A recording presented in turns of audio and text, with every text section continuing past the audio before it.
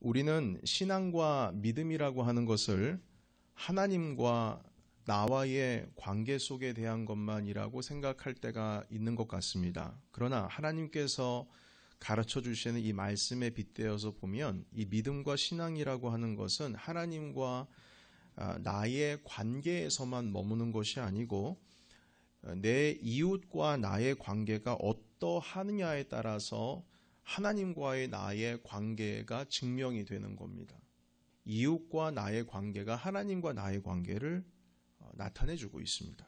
십계명의 말씀에 보시면 여러분들께서도 잘 아시다시피 그 계명은 하나님과 나만의 관계 속에서 일어나는 계명이 아닙니다.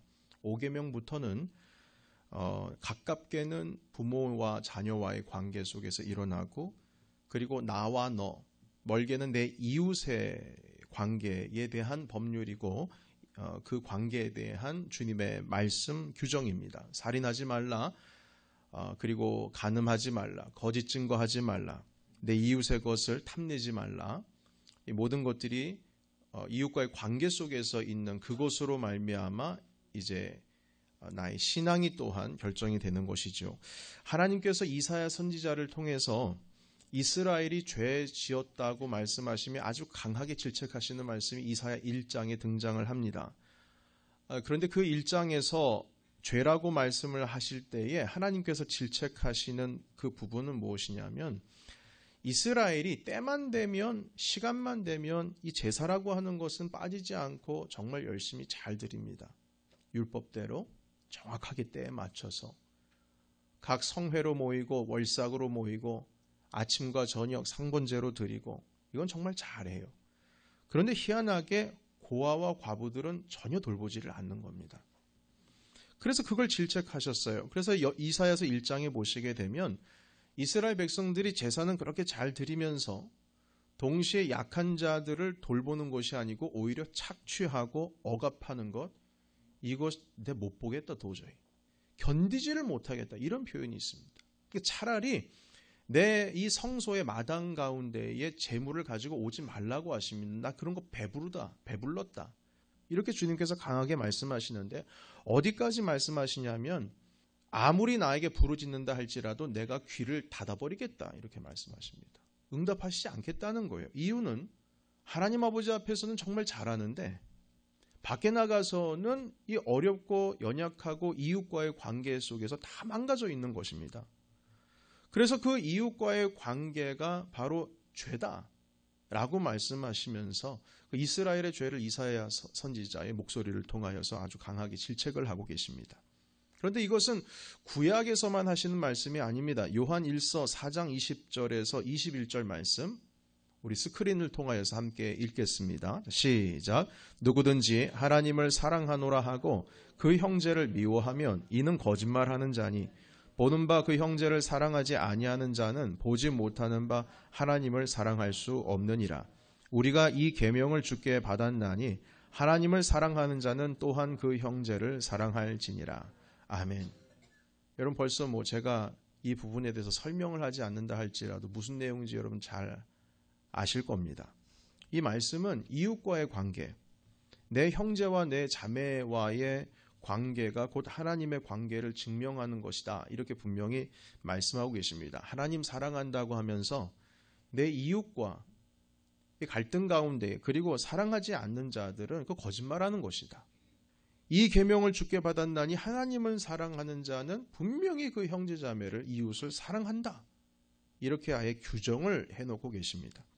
여러분, 그래서 지금까지 살펴본 내용, 이 말씀을 통해서 보는 것은, 신앙이라고 하는 것은 하나님과의 나의 관계가 회복되고 주님께서 나를 용서하시고 구원받았다, 우리가 구원받았다, 여기서 끝나는 것이 아니고 이웃과의 관계까지도 나아가는 것이 바로 그 신앙이라고 하는 것이 바로 그것임을 주님께서 가르쳐주고 계시는 겁니다. 그런데 오늘 우리가 살펴볼 이 마태복음 6장 12절에 있는 주기도문에 있는 말씀도 보시게 되면 이 간청에 대한 내용을 살펴보면 이것이 이웃과의 관계 속에서 일어나고 있는 간청입니다. 마태복음 6장 12절 제가 읽겠습니다. 우리가 우리에게 죄 지은 자를 사하여 준 것 같이 우리의 죄를 사하여 주시옵고. 서로 관계에 대한 그 말씀을 가지고 하나님과의 나의 관계를 지금 보여주고 있지 않습니까? 주님, 내가 나에게 죄 지은 자를 용서해 준 것과 같이 하나님, 저의 죄도 용서해 주세요.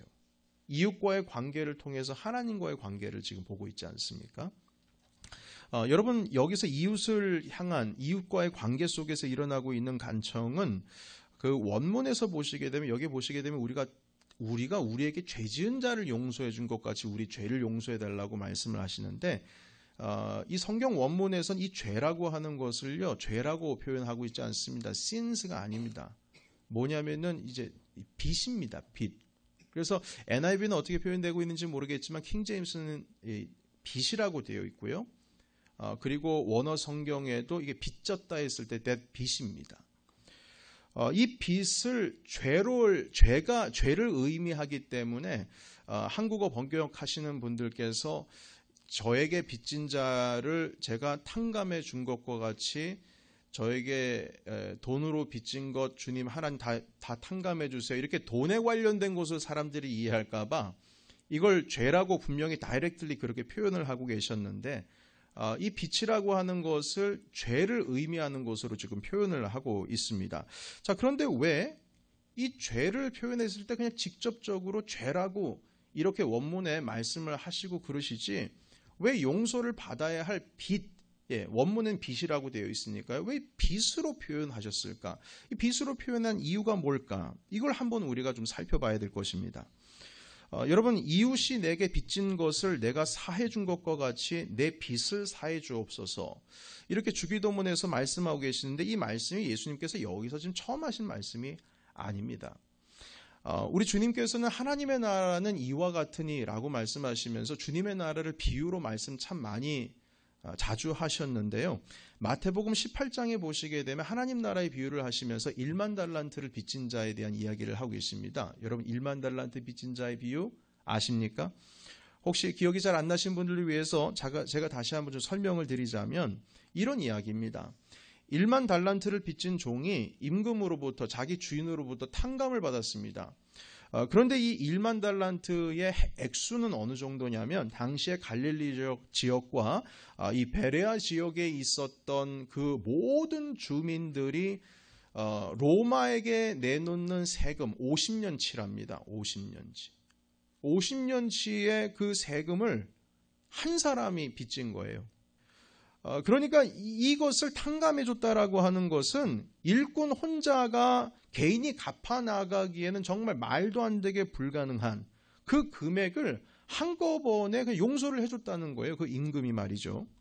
얼마나 기분이 좋겠습니까? 그 정도 빚지기도 어려운데 그 빚을 탕감받았으니까 정말 감사한 겁니다. 그런데 이 탕감받은 이 종이 너무 좋아가지고 길거리로 나갔는데 길을 지나가면서 100데나리온을 자기에게 빚진 사람을 만나게 되었어요. 근데 이 100데나리온 정도면 한 3개월치 봉급이거든요. 그런데 이 종이 자기에게 3개월치 봉급 정도를 빚진 자가 갚지를 않는다고 해서 그냥 즉시로 감옥에 보내버렸습니다. 여러분, 자기는 1만 달란트, 그 지역, 베레아 지역과 갈릴리 지역에 50년 동안 로마에다가 세금 바칠 그거를 한 번에 탕감을 받았는데 겨우 3개월치 일당 그 못 갚은 사람을 탕감이 아니라 그냥 감옥에 넣었다는 것, 이건 뭔가 좀 공평하지 않은 것 같다라고 하는 느낌을 지울 수가 없습니다. 이 임금이 그 사실을 알고 1만 달란트 탕감받은 그 종을 다시 잡아왔어요. 그래서 그 임금이 말하길 이렇게 말합니다. 야, 내가 너를 불쌍히 여긴 것처럼 너도 너희 친구를 불쌍히 여기는 것이 당연히 마땅한데 왜 그렇게 못했느냐. 그렇게 말씀하시면서 다시 그 탕감받았던 그 1만 달란트 그 빚을 너 이거 다 갚을 때까지 감옥에 들어가 있어. 너도 똑같아. 하면서 감옥에 다시 집어넣어 버렸어요. 그리고 이렇게 말씀하십니다. 마태복음 18장 35절에 있는 말씀인데요. 너희가 각각 마음으로부터 형제를 용서하지 아니하면 나의 하늘 아버지께서도 너희에게 이와 같이 하시리라. 아멘. 그럼 얼마나 무섭습니까? 그래서 이 주기도문에서 가르쳐주고 계시는, 우리가 원문대로 번역합니다. 우리가 우리에게 빚진 자를 탕감해 준 것과 같이 우리의 빚을 탕감해 주옵소서. 이 간청은 바로 이 마태복음 18장 하나님의 나라는 이와 같으니라고 하는 1만 달란트 빚진 자의 비유와 같은 그런 주님께서 가르쳐 주신 그 말씀에서 비롯된 간청이 되는 겁니다. 그래서 원문에는 죄가 아니고 빚이라고 되어 있어요. 그래서 예수님께서 이렇게 우리에게 빚진 자를 용서해 준 것과 같이 우리의 빚을 용서해 주옵소서 이렇게 기도를 가르쳐 주셨습니다. 여러분, 그래서 이 말씀을 통해서도 보면 신앙이라고 하는 게 하나님께서 내 죄를 용서해서 내가 구원을 얻었다. 그래서 that's it. 그게 다다. 주님께서 내 죄를 용서해 주셨다. 그게 다다. 이게 아니고요. 거기서 끝난 게 아닙니다. 거기서 끝난 것이 아니고 내가 하나님께 용서의 은혜를 얻은 것만큼 내 옆에 있는 가까운 사람에게도 은혜를 베풀 줄 알아야 한다. 여기까지 나아가는 거예요. 여기까지 나아가야만 참된 신앙이라고 하는 것입니다. 신앙은 결코 나와 하나님과의 문제가 아니에요. 그거는 시작에 불과합니다. 마무리는 내 주위에 있는 사람들과의 관계에 대한 것이죠. 그러니까 하나님과의 관계의 문제만이 아니고 이웃과의 관계의 문제가 바로 위와의 관계의 문제를 증명한다는 것입니다. 그래서 될 수 있으면 모든 사람들과 화평하고 서로에게 마음이 넉넉한, 서로에게 마음이 이렇게 좁고 속 좁은 것이 아니고 넉넉한 것이 이 참된 그리스도인의 모습이라고 말씀을 하고 계시는 겁니다. 여러분, 이러한 자세에 대해서 로마서 12장 14절에서 18절까지 말씀하고 계십니다. 이것은 우리 스크린 보지 아니하시고 우리 함께 좀 성경을 찾아봤으면 좋겠습니다. 로마서 12장 14절에서 18절인데요. 너희를 박해하는 자를 축복하라. 축복하고 저주하지 말라. 즐거워하는 자들과 함께 즐거워하고 우는 자들과 함께 울라. 서로 마음을 같이 하며 높은 데 마음을 두지 말고 도리어 낮은 데 처하며 스스로 지혜 있는 채 하지 말라. 아무에게도 악을 악으로 갚지 말고 모든 사람 앞에서 선한 일을 도모하라. 할 수 있거든 너희로서는 모든 사람과 더불어 화목하라. 아멘. 비난할 일들이 참 많이 있는 것 같습니다. 우리 주변에 말입니다. 그런데 내 마음과 맞지 않고 그래서 비난할 때에 우리가 왜 비난해야 하는지를, 왜 비난하고 있는지를 한번 스스로 잘 한번 성찰을 해봐야 됩니다. 우리가 비난할 때는, 누군가를 비난할 때는 항상 그렇습니다. 거의 100%일 겁니다. 나는 그렇지 않다고 생각하니까 비난할 수가 있는 겁니다. 그 사람과 나는 다르다. 그 사람은 잘못되고 있지만 나는 그렇지 않다. 그리고 또 한 가지 비난할 때는 어떤 마음을 가지고 있냐면 거의 대부분이 저 사람보다 내가 그래도 조금 더 낫다. 저 사람은 나보다 좀 아래고 내가 오히려 의롭다. 내가 더 낫다. 그렇게 생각하니까 비난할 수가 있는 겁니다. 그런 마음을 가지고 있어서 그러는 것이죠. 그런데 문제는 그 사람은 비난당에 마땅하고 잘못도 분명히 그 사람이 했어요. 안 한 게 아니에요. 비난받아 마땅한 일을 했습니다. 자기가 판단하건대 말이죠. 그런데 그 비난받아 마땅한 사람, 잘못도 분명히 그 사람에게 있는데 내가 그 사람을 비난하는 순간 하나님께서는 잘못을 하고 있는 그 사람에게 주목하고 있는 것이 아니고 비난하고 있는 나를 주목하게 됩니다. 비난하고 있는 그 잘못 때문에 내가 지금 부당함을 느끼고 있는데 이 마음 불편한 나에게 주님께서는 바라보신다는 거예요. 여러분, 성경은 분명히 권력을 가지고 있고 힘을 가지고 있고 이런 사람들이 잘못 저지른 것에 대해서 아까 이사야 1장에 있는 말씀을 주신 것, 우리가 함께 봤던 것, 상고했던 것과 같이 주님께서는 질책을 하고 계세요. 그런데 그렇다고 해서 거기서 끝나시는 것이 아니고 비난과 그 부당함을 느끼고 있는 그 사람, 비난하는 순간 하나님께서는 그 비난하고 있는 사람, 그것 때문에 부당함을 느끼고 있는 사람에게 주목하고 있는 거예요. 잘못은 분명히 그 사람이 하고 있어요. 비난당하는 것이 마땅해요. 그런데 우리가 그렇게 생각하는 순간 이미 하나님의 시선은 우리를 향하고 있습니다. 어떻게 향하고 있냐면 이겁니다. 그러면 너는 그 사람보다 나은 게 뭔데? 너는 그럼 그렇지 않다는 말이냐? 그 사건이 결국에는 그 사람이 잘못해서 일어난 사건인데 영적인 세계로 보면은 그 사건 때문에 내가 이슈가 되는 거예요. 주님과의 관계 속에서 말이죠. 그러면 잘못을 한 상대방은 도대체 그러면 주님 뭐가 되는 겁니까, 주님? 이슈는 그 사람이 일으켰는데 그러면은 그 사람이 잘못했는데 왜 자꾸 주님 저를 보십니까? 나에게 부당함을 주는 그 사람의 문제는 어떻게 되는 겁니까? 그 문제는 누가 해결해야 되는데요? 그것 때문에 내 마음이 불편하고 그것 때문에 내 마음이 다치는 것은 주님 어떻게 하란 말입니까? 그 사람이 잘못했는데 왜 자꾸 주님은 자꾸 저를 바라보세요? 왜 저를 바라보세요? 분명히 남이 잘못한 것은 잘못한 거지요. 그것 때문에 내 마음이 힘든 건 힘든 겁니다. 그런데 왜 제가 억울한데 왜 주님은 자꾸 날 바라보세요? 사랑하는 성도 여러분, 상대방이 잘못을 한 것을 내가 만약에 바로잡을 수 있는 능력이 있다면 바로잡으면 되는 거예요. 만약에 내가 해결할 수 있는 능력이 나에게 있고 내게 권한이 있으면 그 권한을 행사하면 되는 겁니다. 회사에서 무슨 일이 그 직원이 무슨 일을 잘못했을 때에 그것을 바로잡기 위해서는 사장님이 지시하면 되는 거거든요. 그러면 고쳐지잖아요. 그래서 능력이 있으면 그렇게 하면 되는 겁니다. 그렇지만 권한이 있으면 권한을 행하면 돼요.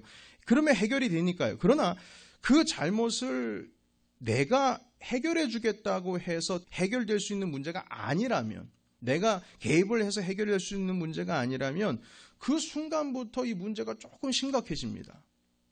왜냐하면 내가 할 수 없는 일이니까, 할 수 있는 권한도 내게 없으니까 결국 내가 할 수 있는 건 비난밖에 없거든요. 여러분, 그래서 그 비난을 하는 순간 이 문제가 결국 내 문제가 되는 거예요. 왜냐하면 하나님께서는, 예수님께서는 사도 바울의 입술을 통해서 말씀하시기를, 분명히 말씀하시는 건 박해하고 있는 자에게 지금 말씀하시는 것이 아니고 박해를 당하고 있는 자에게 지금 말씀하시는 거거든요. 지금 오늘 우리가 읽었던 로마서 12장에 있는 말씀을 보시면요. 여러분 보세요. 로마서 12장 다시 한번 성경을 보시기 바랍니다. 이 14절부터 있는 이 말씀을 보시게 되면 명백하게 그 잘못을 저지르고 있는 사람들을 대상으로 말씀하시는 것이 아니고 그 부당함을 당하고 있는 자, 상대방의 잘못 때문에 불이익을 겪고 있는 자, 불편함을 겪고 있는 자, 그리고 상대방이 나에게 원수인 자, 그런 사람에게 하시는 말씀입니다. 여러분 14절 우리 다시 한번 읽어볼게요. 14절입니다. 자, 시작. 너희를 박해하는 자를 축복하라. 축복하고 저주하지 말라. 아멘. 박해하는 사람이 잘못된 거잖아요. 근데 주님께서는 박해하고 있는 사람, 그 사람에게 뭐라고 하시는 것이 아니고요. 그걸 지금 당하고 있는 사람에게 지금 뭐라고 하시는 거예요. 17절 보세요. 아무에게도 악을 악으로 갚지 말고 모든 사람 앞에서 선한 일을 도모하라. 악을 행하고 있는 사람에게 주님께서 뭐라고 하셔야 되는데 지금 그 악을 견디고 있는 사람에게 주님께서 말씀하시는 거예요.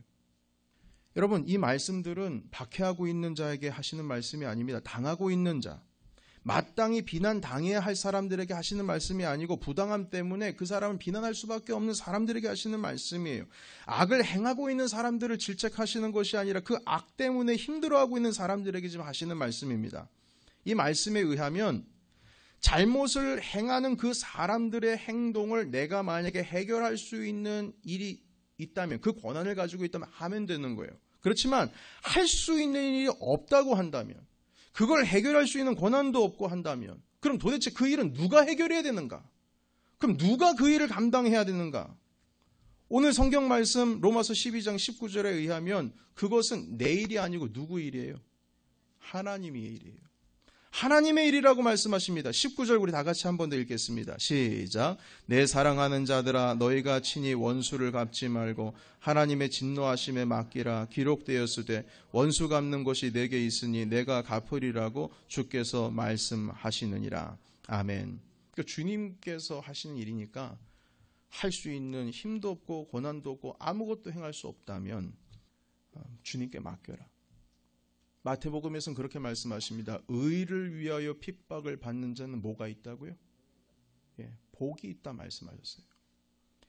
핍박을 받는 것에 있어서 칼 들고 활 들고 창 들고 해서 어게인스트해서 데몬스트레이션을 하고 막 강하게 싸우는 것이 아니고요. 주님께서는 칼을 든 자는 칼로 망한다고 하시지 않았습니까? 말고의 귀를 베드로가 잘랐을 때에 주님께서 그 귀를 다시 붙여주시면서 오히려 베드로를 질책하시지 않습니까? 여러분, 그렇다면 이게 하나님께서 하실 일이면 그럼 우리가 할 일은 무엇인가? 이걸 당하고 있고 마음 아파하고 있고 억울해하고 있고 힘들어하고 있는 우리가 할 것은 무엇인가? 그것은 바로 14절입니다. 제가 다시 한번 읽겠습니다. 너희를 박해하는 자를 축복해라. 축복하고 저주하지 말라. 16절은 같이 한번 읽겠습니다. 자, 시작. 서로 마음을 같이 하며 높은 데 마음을 두지 말고 도리어 낮은 데 처하며 스스로 지혜 있는 채 하지 말라. 아멘. 마음을 높은 데 두지 말랍니다. 그러니까 내가 너보다 낫지 그런 생각하지 말라는 거예요.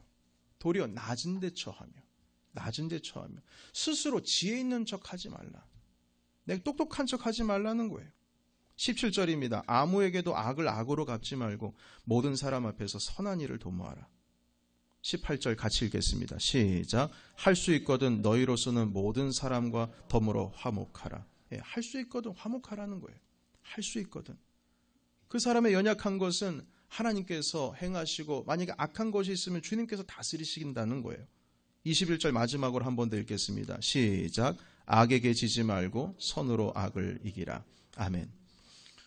역사 이래로 비난이 사람을 바꾸지는 못합니다. 여러분 비난해서 질책해서 사람이 변하는 거 보셨습니까? 오히려 잘못을 바로잡을 수 있으면 바로 잡아야죠. 그러면 되는 거예요. 만약 그렇게 해서 잡을 수 있다면 하면 되는 거예요. 그렇지만 그렇게 할 수 없는 일이라면 우리가 할 수 있는 일은 사랑으로서 불쌍히 여기고 긍휼히 여기고 온전히 설 때까지 옆에서 돕는 것 외에는 없습니다. 격려하고 말이죠. 예수님께서 거리에 창녀를 세울 때 어떻게 그를 죄에서 돌아오게 하셨습니까? 질책하고 너 그랬지, 너 잘못했지. 그렇게 하신 것이 아니고 오히려 그 여인이 이 잘못으로부터 돌아올 수 있도록 주님께서는 보호해 주지 않으셨습니까? 너희 중에 죄 있는 자가 돌로 치라. 그리고 하시는 말씀이 그 여인에게 다시는 죄를 짓지 말라. 나도 너를 정죄하지 않겠다. 그리고 나서 그 여인이 변화가 되었죠. 우리가 할 수 있는 일이 있다면 최대한 더불어 화목하려고 노력하는 것, 그리고 내가 할 수 있는 만큼만 하면 되는 거예요. 내가 할 수 있는 만큼만. 나머지 일은 하나님께 맡겨드리고 최대한 더불어 화목하려고 하는 그런 심령, 그것이 바로 그리스도인들이 가지고 있어야 할 심령이라는 겁니다. 여러분 사실 비난하고 있는 내 모습을 살펴보면은요, 그것도 썩 그렇게 좋은 모습은 아닐 겁니다. 제 3자의 모습으로 나 자신을 살펴보면은요, 비난할 때 그러니까 저도 제 스스로가 이 설교를 준비하면서 제 스스로 한번 살펴봤어요. 나는 어땠는가? 썩 좋아 보이지는 않은 것 같아요. 제 모습이. 그 상대방이 봤을 때는 또 얼마나 했을까 그런 생각도 한번 해봅니다. 알고 보면 저의 또 다른 면에 있어서는 똑같은 사람이거든요. 저도 실수하고 고집도 있고 이 정신 제대로 차리지 못해가지고 하나님께서만 아는 그런 죄들도 분명히 있을 거예요. 나도 용서를 받아야 될 사람이거든요. 하나님 아버지께서 저를 긍휼히 여겨야 될 사람이거든요. 여러분 그래서 주님께서 하신 말씀이 있습니다. 그것은 무엇이냐면 그렇기 때문에 서로 불쌍히 여겨야 된다는 거죠. 마태복음 18장에 1만 달란트 빚진 자가 100데나리온 빚진 자를 용서하지를 못하니까 그 임금이 뭐라고 말씀하십니까? 내가 너를 불쌍히 여김과 같이 너도 내 동료를 불쌍히 여김이 마땅하지 아니하냐. 아멘. 내가 너를 불쌍히 여겼는데 왜 너는 불쌍히 여기지 않느냐. 이 말씀은 똑같다는 거예요. 너도 불쌍히 여김을 당해야 될 존재고 그 사람도 불쌍히 여겨져야 될 존재인 것이다. 그런데 왜 나는 너를 불쌍히 여기는데 너는 왜 그를 긍휼히 여기지 않느냐.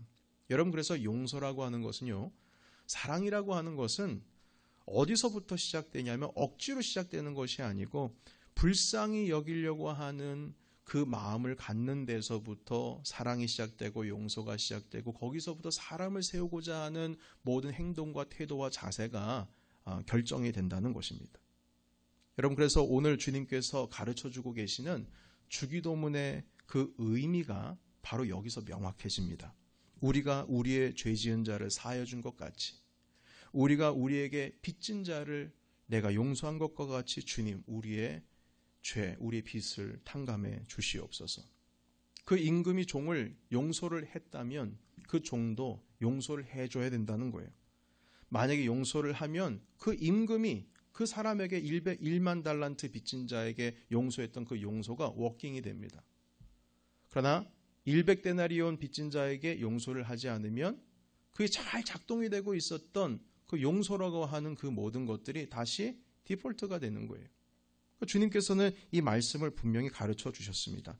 여러분, 예수님께서는 사랑을 받은 만큼, 용서를 받은 만큼, 은혜를 입은 만큼 그거 갚아줘야 된다고 말씀하십니다. 요한복음 13장 34절에 새 계명을 너에게 주노니 서로 사랑하라. 내가 너희를 사랑한 것과 같이 너희도 서로 사랑하라. 너희가 서로 사랑해야 하는 이유, 내가 너희를 사랑했기 때문이다. 너희가 서로 용서해야 되는 이유, 내가 너희를 용서했기 때문이다. 너희들이 서로 은혜를 베풀어야 되는 이유, 내가 너희에게 은혜를 베풀었기 때문이다. 내가 너희를 사랑한 것과 같이 너희도 서로 사랑하라. 이렇게 말씀하셨습니다. 우리가 갚을 것이 있다면 원수 갚을 것이 아니고 하나님께서 우리에게 베풀어 주신 은혜, 그 사랑을 갚아야 할 의무가 있습니다. 그런데 여러분 그것 아십니까? 하나님께서 내게 주신 은혜를 내가 어떻게 갚을까? 하나님께서 내게 주신 사랑을 내가 어떻게 갚을까? 그럼 우리는 생각해요. 그 갚는 것 어떻게 갚을까? 헌금 많이 하면 되고 봉사 열심히 하면 하나님께 내가 갚는 거겠지, 이렇게 생각하지만 천만의 말씀이요. 내가 너희를 사랑한 것과 같이 너희도 서로 사랑하라. 그 사랑에 대한 은혜를 갚는 길은 예수님에 대한, 하나님에 대한 것이 아니고 내 이웃에게 서로 사랑하고 서로 용서하고 서로 감싸주고 세워주면 그것이 곧 주님께서 우리에게 허락해 주신 사랑을 갚는 길이 되는 것입니다. 내가 너희를 사랑한 것과 같이 너희도 서로 사랑하라. 주님께서는 뭐라고 말씀하셨냐면 남에게 무엇을 받고자 하는 대로 너희가 남을 먼저 대접하라. 이렇게 말씀하셨습니다. 그리고 마지막에 이것이 율법이고 이것이 선지자니라 가르쳐 주셨습니다. 우리가 뭔가 해야 할 대접이 있다면 비난을 그냥 하나를 안아가지고 대접하는 것이 아니고 사랑과 용서와 격려를 가지고 대접해야 될 것입니다. 그 대접은 주는 만큼 돌아오게 되어 있습니다. 비난이라고 하는 것도 주는 것만큼 나에게 돌아오게도 되어 있고요. 사랑을 대접했으면 사랑을 대접한 만큼 그 사랑의 대접을 또한 받게 되어 있습니다. 이것이 율법이요 선지자라고 분명히 주께서 말씀하십니다. 사랑하는 성도 여러분, 오늘 마태복음 6장 12절에 있는 말씀, 우리가 우리에게 빚진 자를 사하여 준 것과 같이 우리의 빚을 사하여 주시옵고, 이 말씀이 다른 누군가에게 해당되는 말씀이 아니고 바로 이 말씀을 듣고 있는 나에게 주신 주님의 말씀으로 받으시고 우리 다 같이 하나님께서 은혜 베풀어 주심에 감사하며 그 은혜를 내 이웃에게 갚음으로 말미암아 하나님께 갚아드리는 귀한 우리 주님의 성도 되시기를 예수님의 이름으로 축복합니다.